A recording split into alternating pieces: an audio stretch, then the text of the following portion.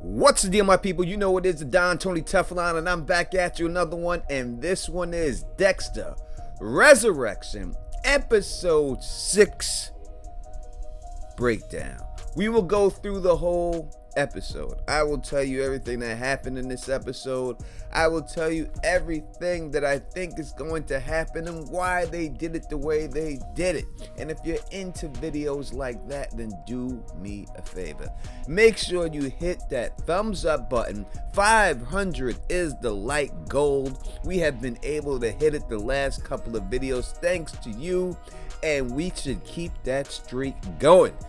And also subscribe to the channel. 63% of people who watch this video are not subscribed to the channel. If you did subscribe, it would make a huge difference in my life and on my channel. So please help a brother out. Subscribe to the channel and let's get into it. So we were all wondering why Dexter was wearing a suit. I thought maybe that Harrison had a graduation, even though they did bring up something dealing with that later, and we'll talk about that later. I thought that maybe that could be it, because I was thinking, what else could it be? But it turns out that Blessing's mother passes away. Now, she passed away off screen. We just seen her last episode, and now Dexter feels obligated that he should have to go to her funeral. Harrison comes through with the suit for him, which reminds him of the death of Hannah. So I guess we can say that she is officially out of here. Still, I have a little bit of doubt about that, but we can talk about that in a later video, in some theory video. But they get dressed together so that they can go to this funeral, and it's another bonding moment. We've seen this start off last episode with them holding hands, and it seems like they're even closer now than they ever were before. And I think that they're setting this up to be a big downfall. Like, you just don't like these guys to become so close, become best friends. Everything's la-di-da-di unless you're gonna pull the rug from underneath their feet. And I think that that is exactly what's going to happen to them. It will be a huge downfall when it is all said and done for them. But you tell me what you think in the comment section. When they go upstairs to the funeral, expecting people to be crying all over the place, they're shocked to see that it is more of a celebration of life.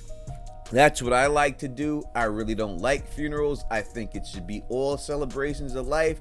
You should always just be happy that you had the time with the people in your life that you had, and that's what they seem to be taking advantage of here. But we get the title episode, Cats and Mouse, because what happens is she was a cat collector. She loved her cats, but she couldn't have a real cat because her son was allergic to him. So she started collecting cats.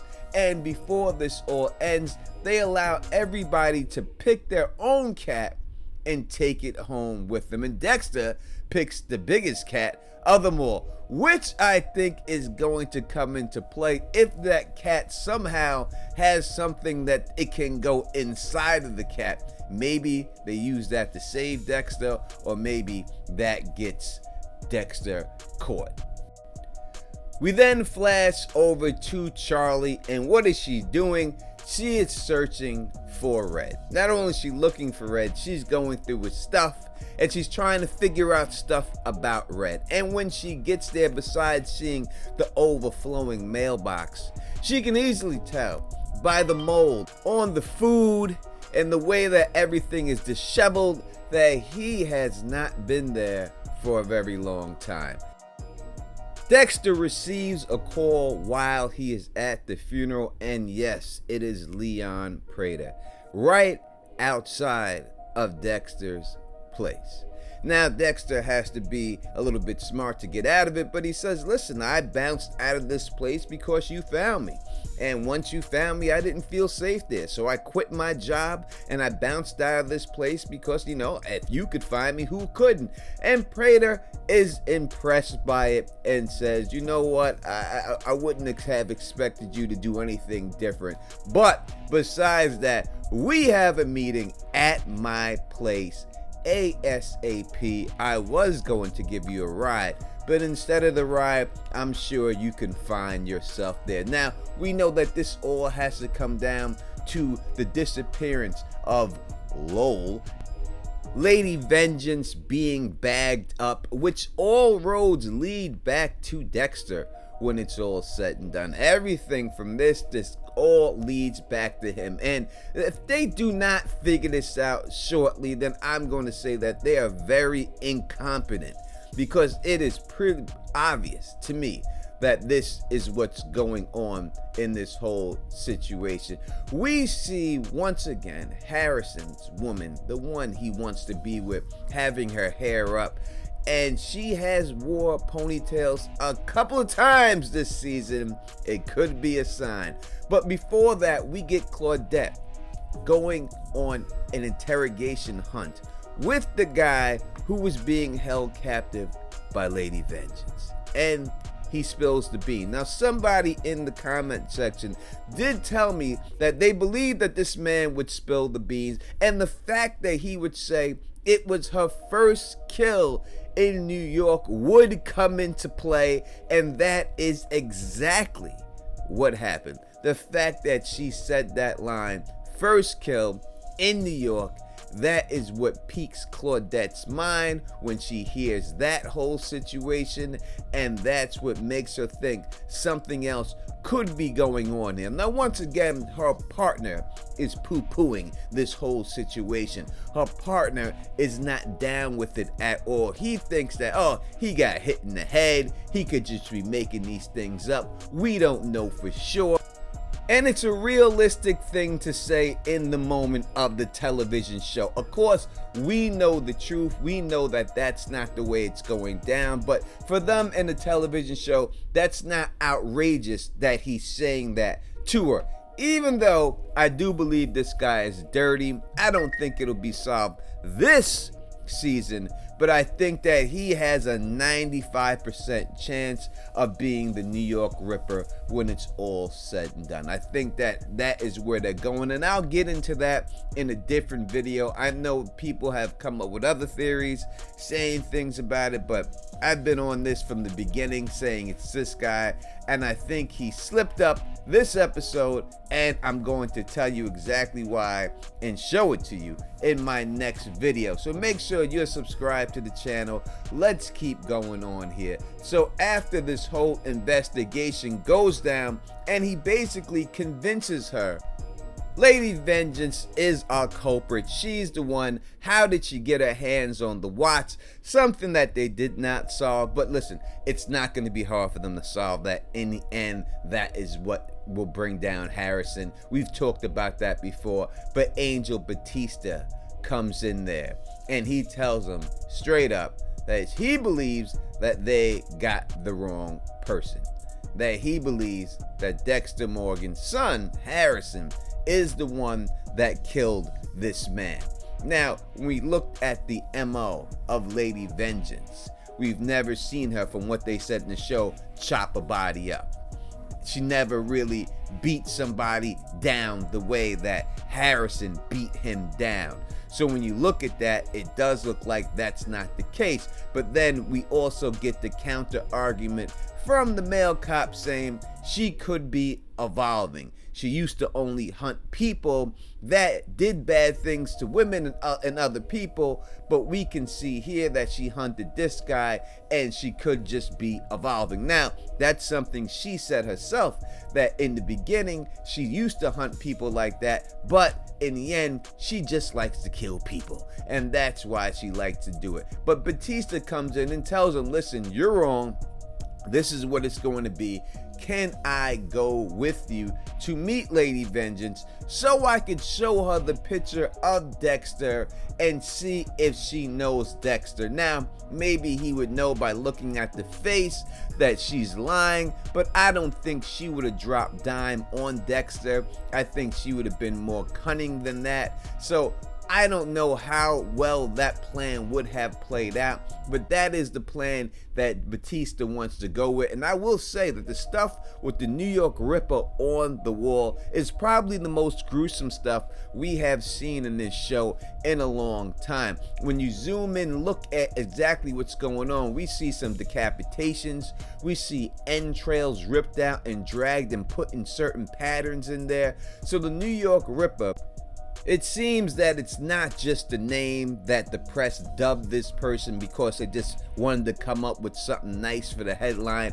It seems like he is actually imitating Jack the Ripper, and that is why he's called the New York Ripper. Again, I'll do a video about the New York Ripper and why I think that it's going to be this cop, and I'll tell you exactly everything else that I have that points to that direction. But back at Prater's house, and finally we get a scene here with the Rapunzel killer. We have not seen him a lot in this show. In fact, out of all of these serial killers, I do believe he's gotten the least amount of time, but I do believe that he might do the most damage emotionally to our characters in this show when it's all said and done. The actor itself is an amazing actor, but when we see the Gemini Killer, and I told you before the things you had to look for when you seen him. You had to look for his attitude,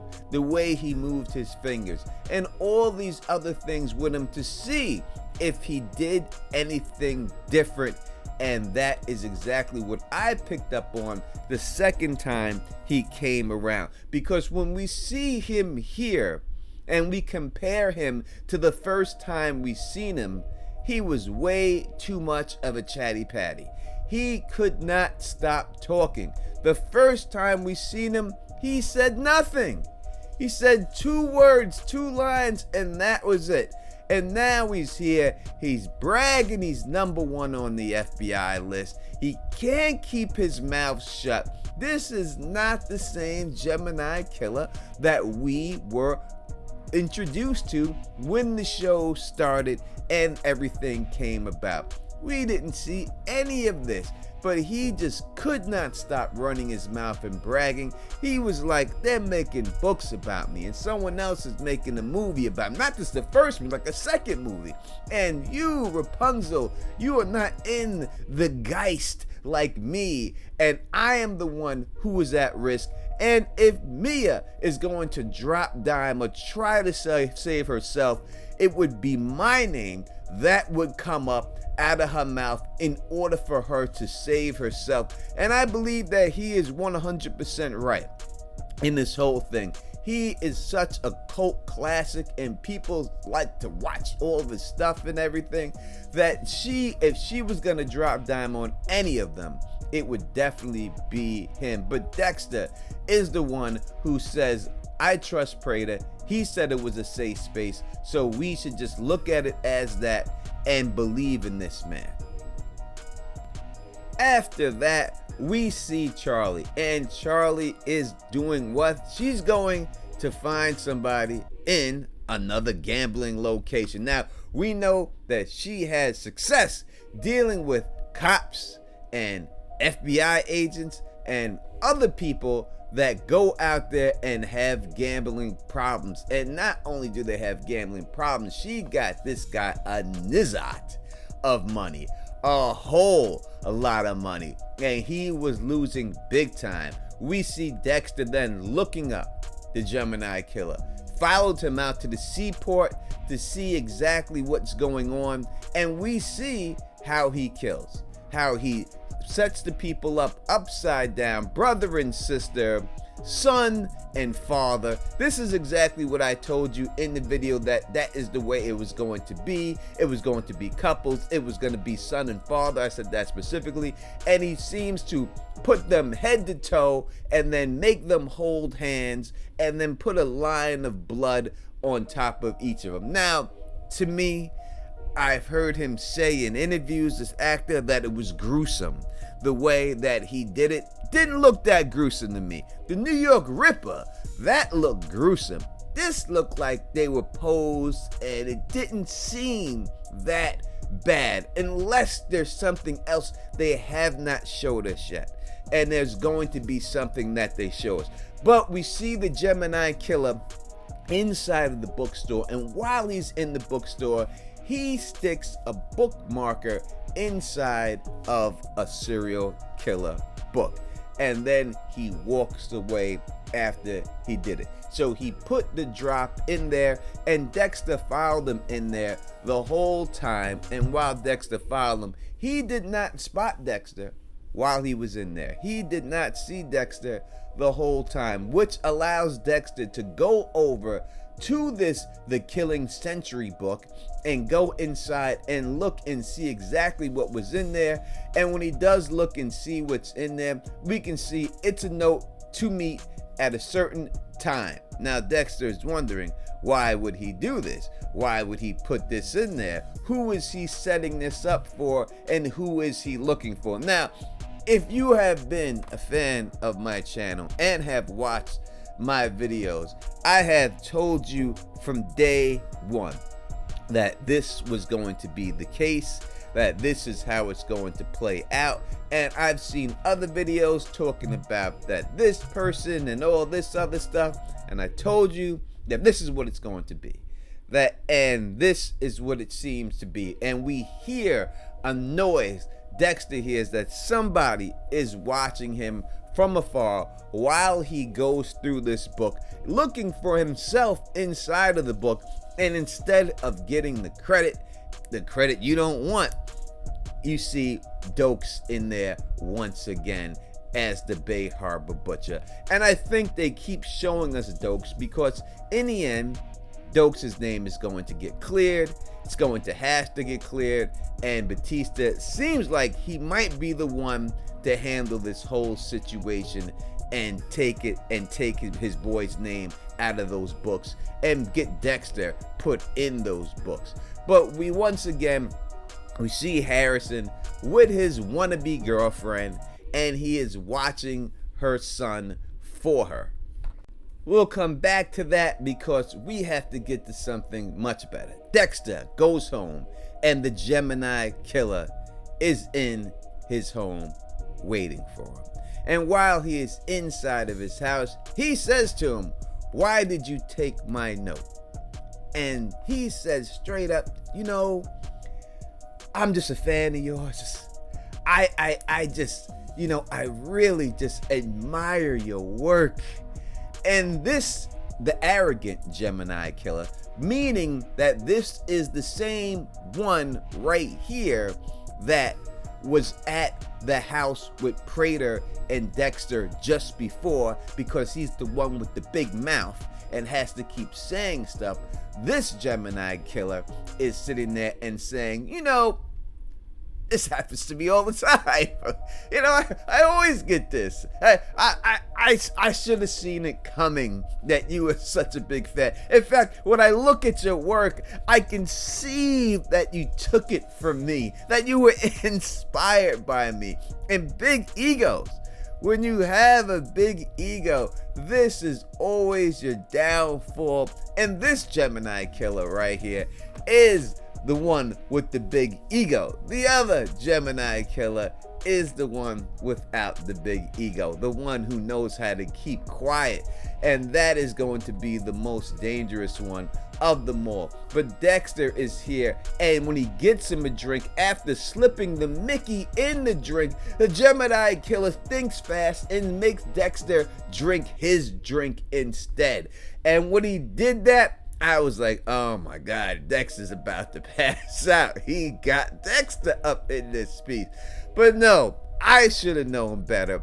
I hope you knew better, that Dexter was prepared for that whole thing, and it's the Gemini Killer who passes out. After this, we go back to Harrison once again, and Harrison is watching the child, and because of the black mold that is inside of the apartment, his asthma is kicking in, and this leads to Bobby Bacala from The Sopranos walking in as the landlord. And while he is there, he just wants the rent money. This is New York City. It's a F you pay me type of state, which means if you don't got the money, you got to get out. But Harrison, while looking at this guy in his face, and it looked like from the trailer clip that Harrison was going to get into another fight, but when he looks at this guy and hears this guy's mouth, Harrison just wants to stab him in the eyeball with the fork. And it scares Harrison that thought actually came over him. And because he had that thought come over him, he's thinking that quite possibly he could be just like his father, that he can have that instinct inside of him, which to me, I think that just because you felt that way in the moment, in the heat of a moment, for a woman that you care about and her son you care about, that doesn't make you a serial killer. If that's the case, then I think everybody on the planet is a serial killer, because we've all had those type of things. But after this, we see the Gemini Killer bagged up in Dexter's house, bagged up, and he's still got his clothes on. He doesn't have time to do the whole ritual, not the whole thing, but he does do the blood slide, and the Gemini Killer becomes the first blood slide to his new set. Blessings comes out of nowhere looking for some aspirin just to apologize, messing up everything. Dexter's got the body inside of the bathtub, and this dude is such a good I've never heard of a landlord going into your house and saying, oh, your shower curtain's messed up, let me fix it for you. And that never happened to me. Number one, I buy my own shower curtains. Maybe that's the case. But I've never seen a landlord so diligent. But maybe they're trying to contrast him to the Bobby Bacala landlord and show exactly how bad that guy is compared to how nice Blessings is when it's all said and done. But you know, I just thought that was a little bit overblown. We see Dexter burning the body of the Gemini Killer, and the Gemini Killer is out of here. He has taken him out. Not only taken him out, he took him out very easily. So when we look at it, he's taken out the tattoo collector. He's taken out Lady Vengeance, although he didn't actually take her out physically. He basically took her out this way by getting her locked up. And now he has taken out the Gemini Killer. Now for me, I think it's a little fast that he's taken out so many of them. And the only one left right now really is Rapunzel. That's why I think that Rapunzel's going to have to do something. And the fact that they have Rapunzel be the nicest one, like when you meet him, the nicest one of them all, by far. I think they're trying to set it up that Rapunzel is the one who's going to do the most emotional damage to the characters. And I do believe most likely, when I look at it right now, that the people who have the most to fear right now is Harrison and Harrison's girlfriend. I could see him going in there and taking them out, because if it comes down to it, and these people do work for the dink, right? And, or should we just say pray for the show? But they do work for it, right?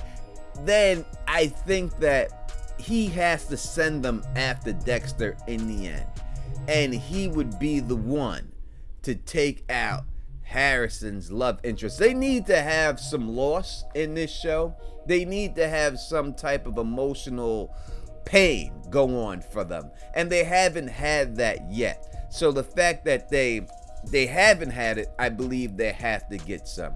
So then we get the beautiful Charlie once again calling Dexter saying, we have a plan for you. Oh y'all, right now we have a good plan for you. Please meet us out here on the dock with the aircraft. But before we get to that spot, we see Batista and Claudette. They make it to the jail cell looking for Lady Vengeance in there, and as they make their way up, the alarm goes off, and then we see that she has been Epsteined, right? And as they show the Epstein factor happen to her, we can see that the person that Charlie was giving the money to is the one who is checking to make sure she's alive, and is the one who actually did the deed and Epsteined her out, right? He has connections the whole way through, from COs to the FBI to the regular police force. We have not seen the regular police force yet, but we will see someone in the regular police force do it for Prater eventually, I guarantee it. But back to the dock, which is basically the ending of the episode. Dexter gets down there to the dock, and he just thinks, all right, are they trying to set me up or anything? Once again, we see Rapunzel in a joyous mood, which I think is set up for him to be the worst of them all when it comes to emotional, physical toll on the characters, that he will be the one that takes out Harrison's girlfriend, and then after he does that, he will be the one that Harrison can't hold back and has to kill and takes him out because of it, which could push Harrison over the deep end and make Harrison who he becomes when that's all said and done. Or I have another thing, but I'll put that in a different video. I will drop that in a different video for you I promise you that without a shadow of a doubt. But as they get inside of the plane, they are waiting for Gemini. Dexter knows he is not showing up, but in the end, here comes a car, and out of this car, which is a Mazda SUV, we see it's the Gemini Killer. Now, if you are a fan of the Don's channel, not only did I tell you that this is how they're going to reveal him, and you can see by the way he's holding his hands, it's different than the way the other Gemini Killer holds his hands. And you can see that this one is the one who doesn't talk. So this is the original guy that they met the first time that Dexter was at Prater's house. It's him that is there. The big mouth one is gone. In this video, we got a lot of things right. We got the Epstein of Lady Vengeance happening, and they show that 100%. Also got that the helicopter scene that they put in the beginning of the trailer would actually take place at the end of the show. Got that right. We also got right that the Gemini Killer is two people, that he is twins. Got that right also. And if you got things right, please put it in the comment section. I want to know what you got right, what you figured out before it went down. You know, I like the episode, one of the best that they did. I will have a follow-up video of theories coming up about everything that I think is going to happen, but you tell me in the comment section what you thought about the episode and what you think about the season so far. Make sure you hit that subscribe button, thumbs up the video, spread this across the realm. 500 to like go. We'll be back with a full in-depth breakdown on the live stream, Fill the Issues Guide, the Don Tony Teflon.